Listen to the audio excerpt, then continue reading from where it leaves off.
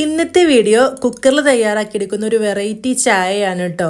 ഇപ്പോൾ ട്രെൻഡിങ് ആയിട്ടുള്ള ഒരു കുക്കർ ചായയുടെ റെസിപ്പിയാണ് കാണിക്കുന്നത്. അതിന് വേണ്ടിയിട്ട് കുക്കറിലേക്ക് 2 കപ്പ് പാൽ ഒഴിച്ചു കൊടുത്തിട്ടുണ്ട്. അതിലേക്ക് ആവശ്യത്തിനുള്ള വെള്ളം ഒഴിച്ചു കൊടുക്കുക.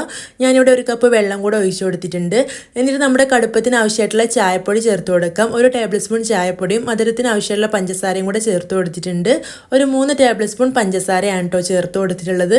ചായപ്പൊടിയുടെയും പഞ്ചസാരയുടെയും ഒക്കെ അളവ് നിങ്ങളുടെ ഇഷ്ടത്തിനനുസരിച്ചിട്ട് കൂട്ടിയിട്ടും കുറച്ചിട്ടൊക്കെ കൊടുക്കാം. ഒരു 3-4 ഏലക്കായ കൂടെ ചേർത്ത് കൊടുത്തിട്ട് ഇതൊന്ന് വിസിലടുപ്പിച്ചെടുക്കണം. 2 വിസിലടുപ്പിച്ചെടുക്കുക കേട്ടോ. ഇപ്പോൾ ഇവിടെ 2 വിസിൽ അടിച്ചെടുത്തിട്ടുണ്ട്. എയറൊക്കെ പോയ ശേഷം തുറന്ന് നോക്കിയിട്ടുണ്ട്. നല്ല കടുപ്പത്തിലുള്ള സ്ട്രോങ് ടീ റെഡി ആയിട്ടുണ്ട് കേട്ടോ. നല്ല ടേസ്റ്റ് ആണ് കേട്ടോ ഇതുപോലെ തയ്യാറാക്കിയെടുക്കുമ്പോൾ. അപ്പോൾ ഒത്തിരി ആൾക്കാരൊക്കെ ഉണ്ടെങ്കിൽ ഇതുപോലെ കുക്കറിൽ നമുക്ക് ഈസി ആയിട്ട് ചായ നല്ല സ്ട്രോങ് ആയിട്ട് തയ്യാറാക്കിയെടുക്കാൻ പറ്റും.